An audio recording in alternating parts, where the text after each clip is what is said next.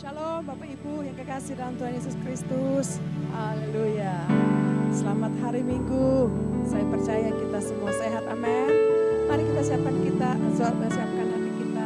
Kita mau masuk hadirat Tuhan dengan sukacita. Kita mau muji menyembah Tuhan. Haleluya. Mari kita berdoa. Kami bersyukur ya Tuhan untuk hari yang indah ini. Waktu yang Tuhan sediakan buat kami. Kami anak-anak-Mu, umat-Mu, di mana saja kami berada. Kami mau memuji dan menyembah-Mu ya Tuhan. Kami masuk hadirat-Mu dengan ucapan syukur buat Tuhan. Kami akui bahwa kalau kami ada sampai hari ini, semua karena Tuhan. Terima kasih banyak Bapa di surga. Kami berdoa, mohon pengurapan atas kami. Mana saja kami berada, biarlah damai sejahtera, sukacita berlimpah-limpah atas kami. Terima kasih banyak Bapa di surga. Dalam nama Tuhan Yesus Kristus, kami siap memuji-muji nama-Mu yang besar, nama-Mu yang kudus, nama-Mu yang berkuasa. Haleluya. Mari kita sama-sama yang memuji-muji Tuhan, masuk hadirat-Nya dalam nama Tuhan Yesus Kristus. Sama-sama kita katakan, amin. Haleluya.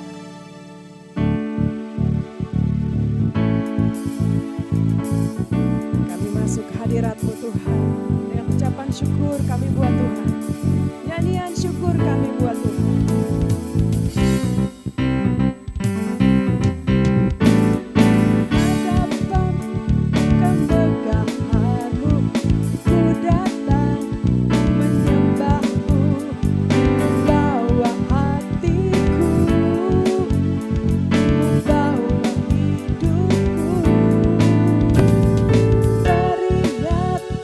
Kasih setiamu di dalam setiap langkahku.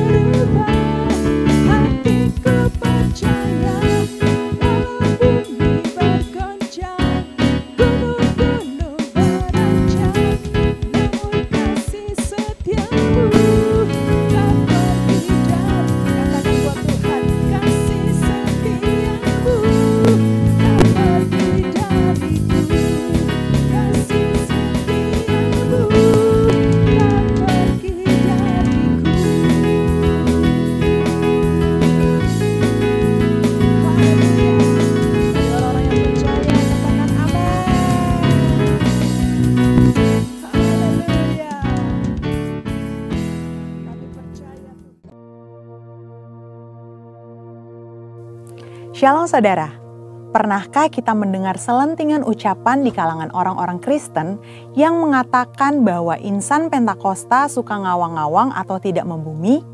Apakah benar orang Pentakosta hanya peduli tentang karunia-karunia roh, kedatangan Tuhan Yesus yang kedua kali, dunia roh, dan hal-hal lain yang mungkin dianggap abstrak atau tidak relevan bagi kehidupan manusia di bumi pada saat ini? Tentu saja tidak. Insan Pentakosta memang sangat bergantung pada tuntunan Roh Kudus dalam hidupnya sehari-hari. Tapi kita juga membumi dan peduli dengan isu-isu global loh. Mari kita bahas hal ini dari sudut pandang firman Tuhan dalam Voice of Pentecost kali ini. Pada mulanya Allah menciptakan langit, bumi, dan segala isinya. Kemudian Allah membentuk manusia dari debu tanah sesuai dengan gambar dan rupanya sendiri.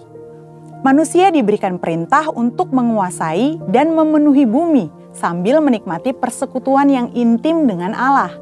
Ini yang dikenal sebagai mandat penciptaan.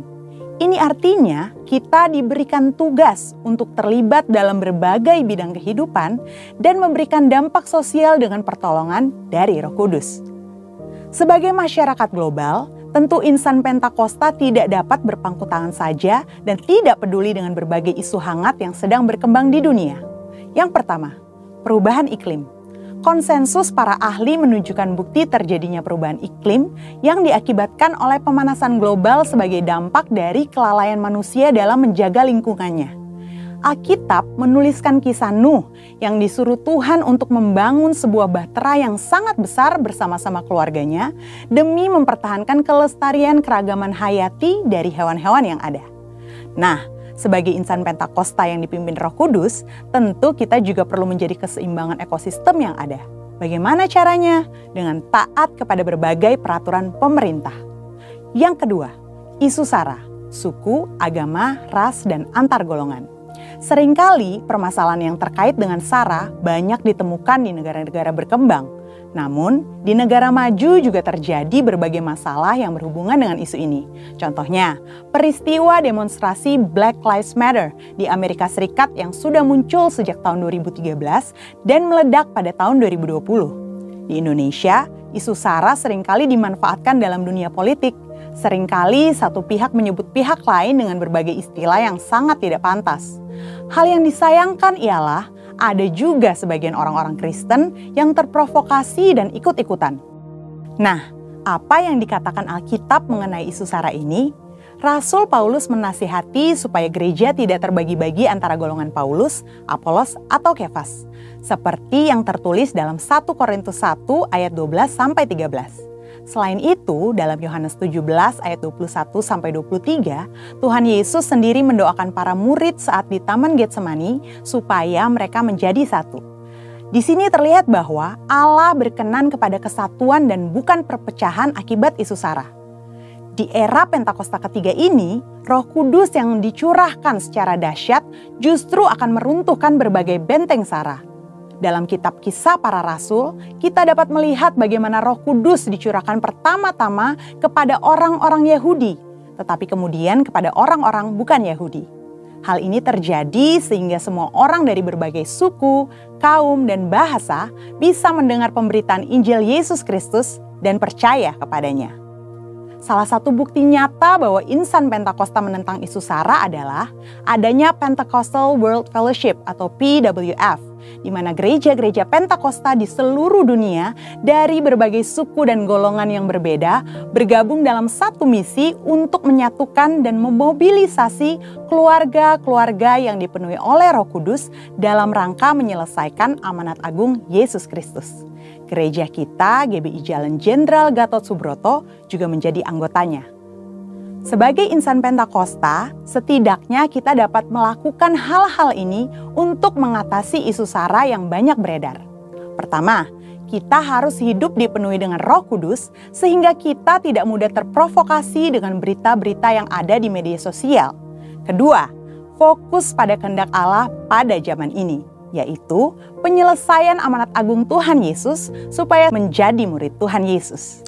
Dari pemaparan kedua hal tadi, dapat dipahami bahwa kita sebagai insan Pentakosta perlu peduli dan turut serta berperan aktif dalam mengatasi isu-isu sosial kontemporer yang berkembang di masyarakat kita, baik secara lokal maupun secara global. Insan Pentakosta dipanggil Tuhan untuk menjadi garam dan terang yang memberi dampak bagi dunia. Kiranya Roh Kudus memberikan paradigma yang baru dalam memandang dan terlibat dalam penyelesaian isu-isu sosial yang berkembang di masyarakat, dan kuasa untuk kita dapat berkontribusi dalam penyelesaiannya. Untuk penjelasan lebih lengkap dari tim teologi kami, silakan klik link yang ada di atas atau scan QR Code yang tersedia. Tuhan Yesus memberkati.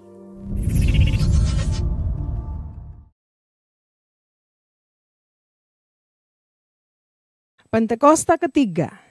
Apa yang dimaksud dengan Pentakosta ketiga? 1.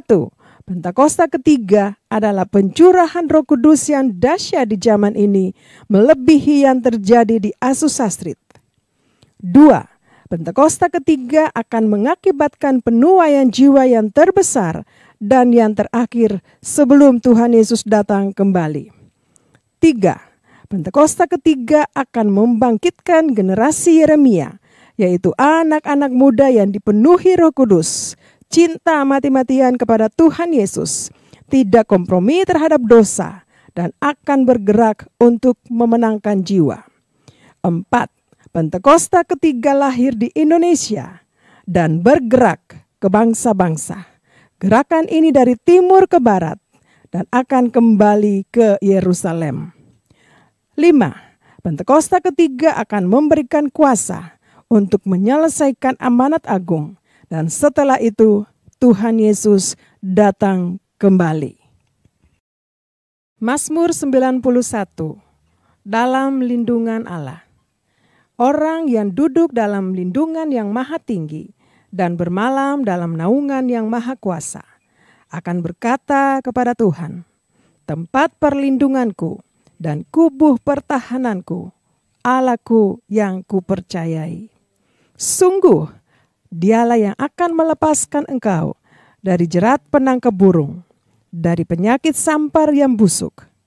Dengan kepaknya, ia akan menudungi engkau.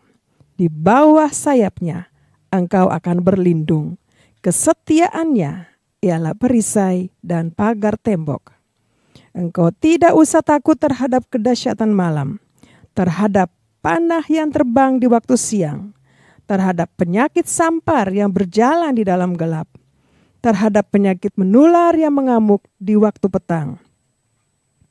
Walau 1.000 orang rebah di sisimu dan 10.000 di sebelah kananmu, tetapi itu tidak akan menimpahmu. Engkau hanya menontonnya dengan matamu sendiri dan melihat pembalasan terhadap orang-orang fasik. Sebab Tuhan ialah tempat perlindunganmu, yang maha tinggi telah kau buat tempat perteduhanmu. Malapetaka tidak akan menimpah kamu, dan tulah tidak akan mendekat kepada kemahmu. Sebab malaikat-malaikatnya akan diperintahkannya kepadamu untuk menjaga engkau di segala jalanmu. Mereka akan menatang engkau di atas tangannya, supaya kakimu jangan terantuk kepada batu. Singa dan ular tedung akan kau langkahi, engkau akan menginjak anak singa dan ular naga. Sungguh hatinya melekat kepadaku, maka aku akan meluputkannya. Aku akan membentenginya, sebab ia mengenal namaku. Bila ia berseru kepadaku, aku akan menjawab. Aku akan menyertai dia dalam kesesakan. Aku akan meluputkannya dan memuliakannya. Dengan panjang umur akan kukenyangkan dia, dan akan kuperlihatkan kepadanya keselamatan daripadaku.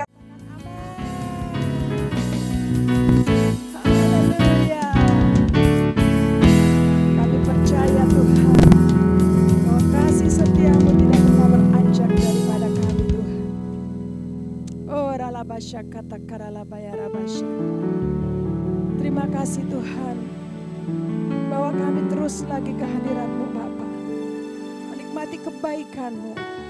Dan biarlah dari mulut kami ada pujian, ada penyembahan yang naik kepadamu ya Tuhan. Oh ralabasya katakanlah labaya ralabasya. Sebab Engkau baik, sangat baik. Engkau pengharapan kami ya Tuhan. Terima kasih Tuhan. Terima kasih Bapa. Haleluya. Terima kasih Yesus. Tuhan, Kaulah pengharapanku. Ku percaya hanya kepadamu. Yesus.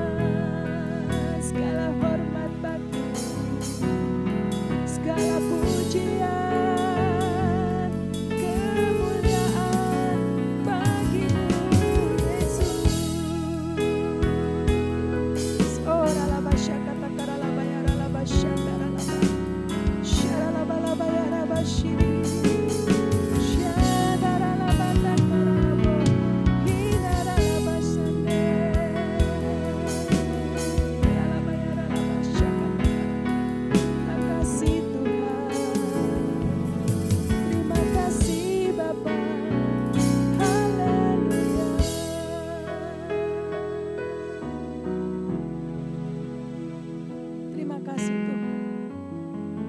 Oh, ralabasyakata karalabayara. Terima kasih Yesus. Bahwa kami lebih lagi ya Tuhan. Terima kasih banyak Bapa. Pujilah namamu Tuhan. Kami mau terus memuji-muji namamu yang besar. Namamu yang dahsyat. Namamu yang memberkati kami. Umatmu, anak-anakmu ya Tuhan. Haleluya. Dalam nama Tuhan Yesus Kristus. Kami percaya kami yang sakit disembuhkan. Yang lemah diberikan kekuatan yang baru. Yang jatuh Tuhan angkat dan Tuhan pulihkan. Dan Tuhan berkati. Terima kasih banyak Bapa di surga. Dalam nama Tuhan Yesus Kristus. Mari setiap kita yang sudah diberkati Tuhan. Sama-sama kita katakan amin. Amin. Shalom Bapak Ibu Saudara. Haleluya. Mari sama-sama kita buka Alkitab kita di dalam Kitab Efesus pasal 5 ayat yang ke-16. Ya. Efesus pasal 5 ayat 16. Saya bacakan Bu Saudara. Dan pergunakanlah waktu yang ada. Karena hari-hari ini adalah jahat. Saya ulang sekali lagi. Dan pergunakanlah waktu yang ada.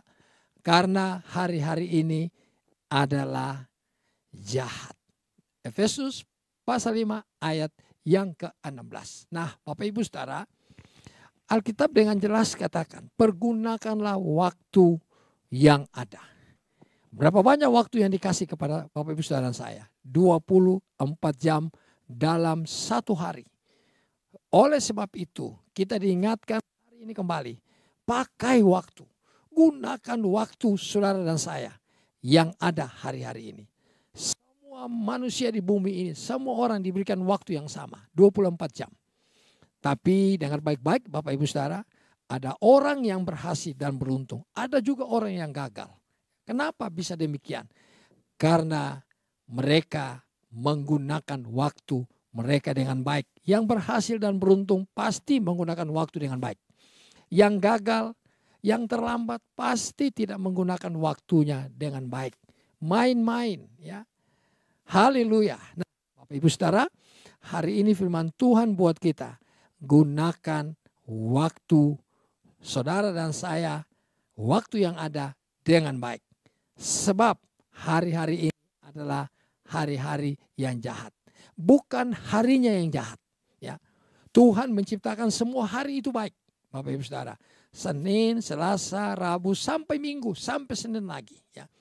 Hari itu baik. Tetapi kenapa dibilang hari ini adalah hari yang jahat? Saudara, banyak orang mengisi hari-harinya dengan kejahatan.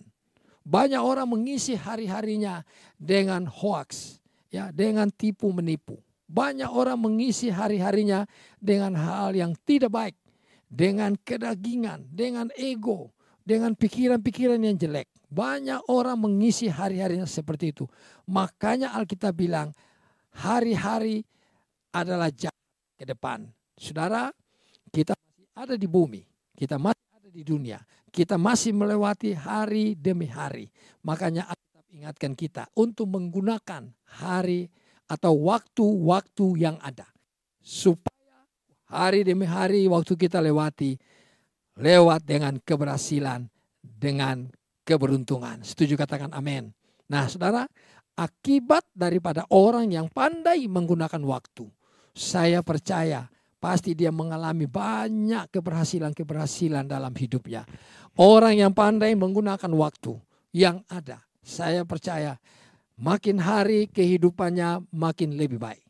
Makin hari makin meningkat. Berkat Tuhan itu akan mengejar orang yang menggunakan waktu dengan baik. Saudara, waktu itu punya Tuhan. Ya. Kalau Tuhan percayakan waktu itu kepada saudara dan saya, mari gunakan dengan baik waktu yang ada. Supaya berkat Tuhan yang Tuhan siapkan itu bisa datang buat saudara dan saya. Yang setuju katakan, aku percaya. Saudara, ada 4 hal waktu kita menggunakan waktu kita dengan baik. Buka di dalam Efesus pasal 5 ayat 17. Ya. Mari kita lihat, tadi kalau ayat 16, sekarang ayat 17. Bagaimana posisi atau orang yang menggunakan waktu dengan baik menurut Alkitab. Sebab itu ayat 17, janganlah kamu bodoh, tetapi usahakanlah supaya kamu mengerti kehendak Tuhan. Alkitab tulis sebab itu janganlah kamu bodoh. Bodoh dalam menggunakan waktu. Banyak orang bodoh dalam menggunakan waktu. Waktu itu kalau diklasifikasikan ada 3. Waktu kemarin, waktu hari ini, dan waktu esok. Ya, saudara, kebanyakan orang itu tidak melakukan apa-apa hari ini. Kalau saya perhatikan, waktu hari ini dibuang percuma. Ya. Lalu nanti besok dia tidak mendapatkan apa-apa. Orang tuh suka menyesal tuh hari ini. Ya. Kenapa dia menyesal hari ini? Karena waktu yang lalu dia tidak kerjakan apa-apa. Saudara, Tuhan selalu berbicara hari ini. Hari ini artinya waktu hari ini. Pergunakan waktu hari ini. Supaya nanti 5 hari ke depan, 1 minggu, 1 tahun ke depan, saudara bisa lihat hasil apa yang saudara tabur hari ini. Setuju, katakan amin. Yang mau menabur hari ini, katakan aku mau menabur hari ini. Saudara, menabur itu bisa berbicara tentang atau selalu berbicara tentang benih. Ya. Menabur itu juga bisa berbicara tentang orang bekerja, saudaraku. Kerjalah hari ini, bekerja hari ini. Dan saya percaya 6 bulan kemudian saudara akan melihat hasilnya. Karena waktu hari ini Bapak Ibu Saudara saya pakai dengan baik. Ayat 17 dia bilang, kalau kita tidak bodoh untuk menggunakan waktu, maka kita akan mengerti kehendak Tuhan. Kalau hari ini waktu saudara baca Alkitab, mari baca Alkitab. Kalau saudara hari ini waktu untuk bekerja, ayo bekerja. Kalau waktu ini untuk berdoa, ayo berdoa. Kalau waktu hari ini saudara melakukan firman Tuhan, ayo melakukan firman Tuhan apa yang kita baca. Supaya kita mengerti apa yang Tuhan mau bagi hidup kita. Setuju, katakan amin. Yang mau mengerti kehendak Tuhan, lambaikan tangan. Wow, haleluya. Saudara dan saya setiap hari mengerti kehendak Tuhan. Karena kita bukan orang bodoh. Kita ada orang-orang yang pandai menggunakan waktu. Yang mau menggunakan waktu dengan bijaksana, katakan amin. Haleluya. Mari bijaksanalah dalam menggunakan waktu. Puji Tuhan. Yang kedua, Bapak Saudara, ayat 18. Lihat ayat 18. Di Efesus pasal 5 ayat 18. Dan janganlah kamu mabuk oleh anggur. Saudara, saya percaya anggur itu kalau minum kebanyakan pasti mabuk. Ngomongnya pasti sembarangan. Bahkan mungkin ujung-ujungnya emosi. Bisa berantem, Bapak Saudara. Karena anggur menimbulkan hawa nafsu.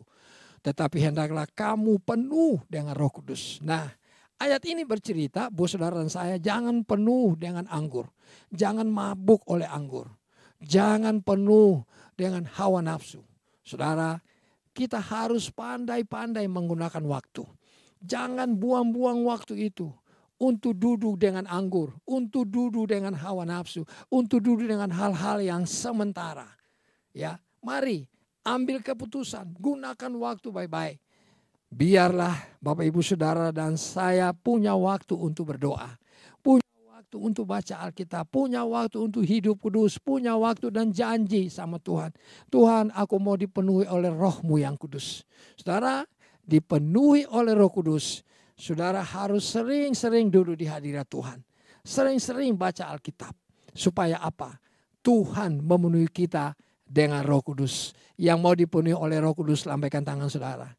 Haleluya. Kita semua rindu dipenuhi oleh Roh Kudus. Itu yang kedua, Bapak Ibu Saudara. Yang ketiga, ayat yang ke 19. Ya, lihat ayat 19. Ayat 19 dia bilang bahwa waktu kita penuh atau waktu Bapak Ibu Saudara dan saya bijak menggunakan waktu. Ayat 19. Nah, ayat 19 berbicara seperti ini, dan berkata-katalah seorang kepada yang lain dalam mazmur, dalam kidung puji-pujian, nyanyian rohani, dan bernyanyi, bersoraklah bagi Tuhan dengan segenap hati. Saudara, waktu kita pandai menggunakan waktu yang ada, maka Tuhan akan memberi kepada kita sukacita. Setuju, katakan amin. Yang mau menerima roh sukacita, menerima nyanyian-nyanyian baru, yang terus mau bernyanyi bagi Tuhan, katakan haleluya. Saudara, itu yang ketiga. Kalau kita bisa menggunakan waktu kita yang ada dengan baik, maka Tuhan berkenan untuk memberkati kita dengan sukacita. Waktu kita baca Alkitab, waktu kita beribadah sungguh-sungguh kepada Tuhan, hari Minggu kita datang di gereja memuji menyembah Tuhan. Hari-hari biasa setiap pagi kita bangun cari Tuhan, ya, setiap malam sebelum tidur kita bersyukur untuk kebaikan Tuhan sepanjang hari itu. Maka Tuhan berjanji untuk memberikan kita hati yang baru, hati yang penuh sukacita, hati yang selalu rindu dekat dengan Tuhan dan memuji nama Tuhan. Yang mau katakan, aku mau ya Tuhan, aku percaya. Nah, Bapak Saudara, lalu yang keempat, lihat di dalam Efesus pasal 5 ayat 20, ya. Jadi dari ayat 17, ayat 18, 19 dan ayat 20, lihat, waktu seseorang itu pandai menggunakan waktu. Seseorang itu menggunakan waktunya yang ada selama 24 jam itu. Alkitab bilang begini, ayat 20, ucaplah syukur senantiasa atas segala sesuatu dalam nama Tuhan kita Yesus Kristus kepada Allah dan Bapa kita. Saudaraku, Alkitab tulis kalau kita menggunakan waktu dengan baik, waktu kita bijaksana dalam menggunakan waktu ini, maka hati kita penuh dengan ucapan syukur kepada Tuhan. Banyak orang yang tidak bersyukur, yang tidak bisa bersyukur. Karena apa? Dia tidak bisa menggunakan waktunya. Dia tidak bijak dalam menggunakan waktunya. Tetapi orang-orang yang bijaksana dalam menggunakan waktunya, selalu ada kesempatan buat dia bersyukur kepada Tuhan. Selalu ada saja hal-hal yang dia lakukan dengan mengucap syukur kepada Tuhan. Saya percaya berkat itu akan datang sesuai dengan waktu kita menggunakan waktu kita dengan bijaksana. Setuju katakan amin? Saudara, jangan habiskan waktu dengan perkara-perkara yang sementara. Ya. Jangan lalaikan waktu itu yang Tuhan berikan buat saudara. Karena waktu itu punya Tuhan. Waktu itu tidak akan kembali lagi. Hari ini akan berlalu. Kalau saudara bisa menanam sesuatu hari ini. Kalau Bapak Ibu Saudara bisa tabur sesuatu hari ini. Saya percaya hal-hal baik yang kita tabur itu kita akan tuai nanti. Besok, 1 minggu depan, 1 tahun depan. Bahkan nanti anak-anak kita juga akan menuai apa yang kita tabur hari ini. Yang mau menggunakan waktu dengan bijaksana dan baik katakan amin. Katakan aku mau ya Tuhan. Nah Bapak Ibu Saudara mari. Hal-hal ini mari kita perhatikan. Ya, bijaklah menggunakan waktu Bapak Ibu Saudara. Bijaklah untuk menggunakan semua kesempatan yang Tuhan kasih dalam hidup kita. Semua manusia diberikan waktu 24 jam satu hari.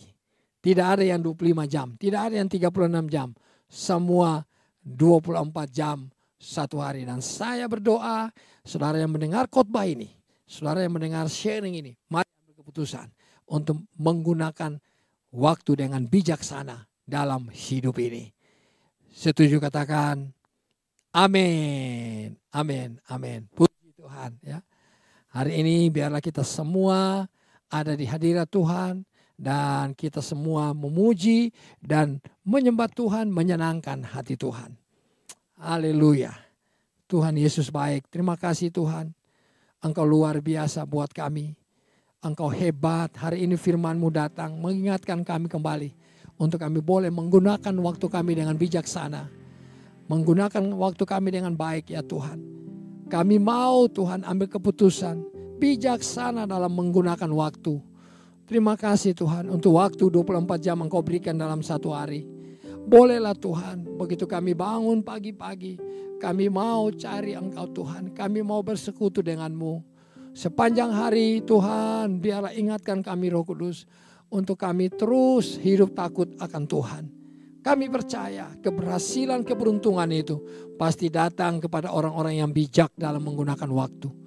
Inilah kami. Bapak Saudara mari kita angkat tangan kita sekali lagi buat Tuhan. Terima kasih kami mau dekat dengan-Mu ya Tuhan. Terima kasih kami percaya hari ini yang sakit Tuhan sudah sembuhkan. Hari ini yang lemah Tuhan kuatkan. Yang susah, yang jauh dari Tuhan ditarik kembali. Kami mau kembali kepada-Mu Tuhan. Kami mau berbalik kepada Tuhan. Bilang sama-sama, aku mau berbalik kepada Tuhan. Sebab aku percaya hidupku di dalam tangan Tuhan. Aku mau dekat dengan Tuhan. Terima kasih Bapa. Mari kalau Bapak Ibu ada yang sakit, mari angkat tangan. Saya mau berdoa.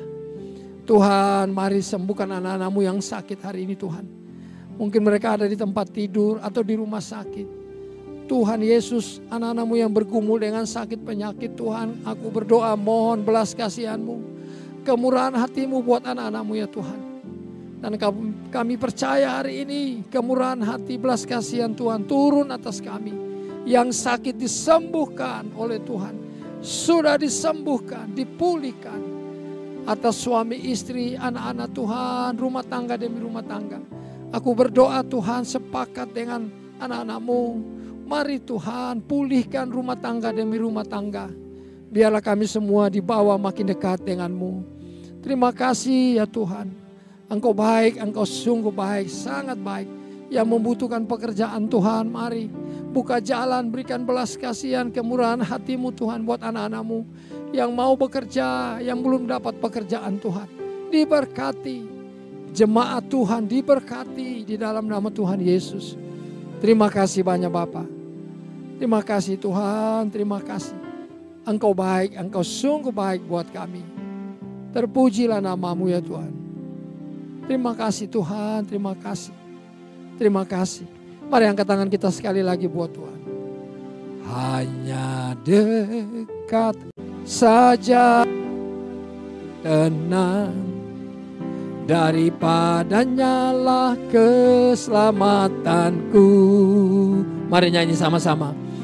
Hanya dekat Allah saja aku tenang, sebab daripadanya lah harapanku. Lagi katakan.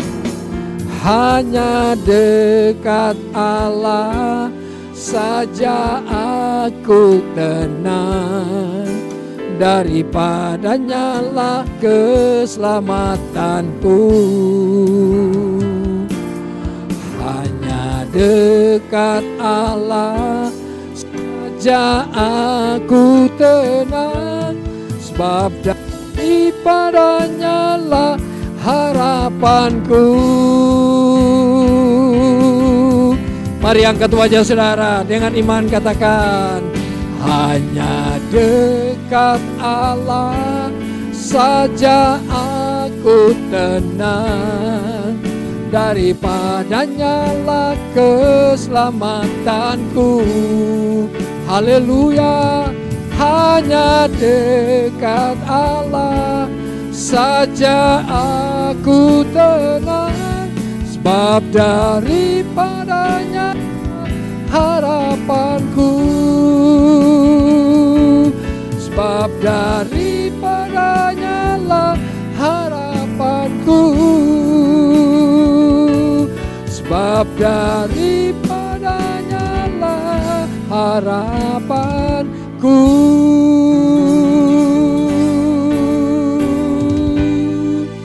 Mari berikan tepuk tangan buat Tuhan Yesus. Haleluya. Kami percaya Tuhan, hari ini apa yang kami nyanyikan, kami lakukan. Kami kerjakan dan kami mendapatkan semua berkat itu dari Tuhan. Katakan, Tuhan Yesus terima kasih. Hari ini kami berdoa sepakat bawa gembala sidang kami Tuhan kepadamu. Bapak Pendeta Dr. Insinyur Niko Nyotra Harjo, Ibu Hermin dan keluarga besar. Pak Weliar Kauntu, Ibu Hermin dan keluarga besar. Dan Ibu Molin dan keluarga besar. Begitu juga Pak Edi, Ibu Oli dan semua anak-anak dan semua pelayan-pelayan Tuhan di tempat ini. Dan keluarga besar. Terima kasih banyak, kami mengucap syukur. Hari ini kalau kami juga boleh memberikan persembahan. Baik itu persembahan persepuluhan yang kami sudah siapkan dan kami akan bawa kepada Tuhan. Maupun persembahan syukur, persembahan umum di gereja. Tuhan memberkati semua persembahan kami. Ada persediaan makanan di rumah Tuhan buat kami. Terima kasih, tingkap-tingkap langit dibukakan. Berkat 100 kali lipat itu turun atas kami. Terima kasih Bapak, berkati pemerintahan bangsa kami. Berkati Nias Residen Gereja, ibadah tempat kami ibadah ya Tuhan. Terima kasih banyak. Ini kami anak-anak-Mu. Dan Tuhan, sebelum kami mengakhiri ibadah ini, marilah berkati kami ya Tuhan. Bapak Ibu Saudara, mari angkat tangan dan terimalah berkat dari Tuhan.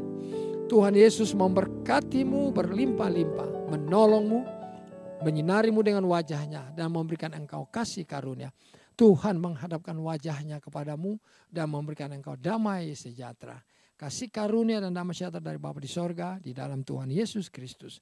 Persekutuan yang manis dengan Roh Kudus tinggal menyertai kita semua sepanjang hari ini sampai selama-lamanya. Di dalam nama Tuhan Yesus. Mari yang terima berkat sama-sama katakan, amin. Amin. Shalom.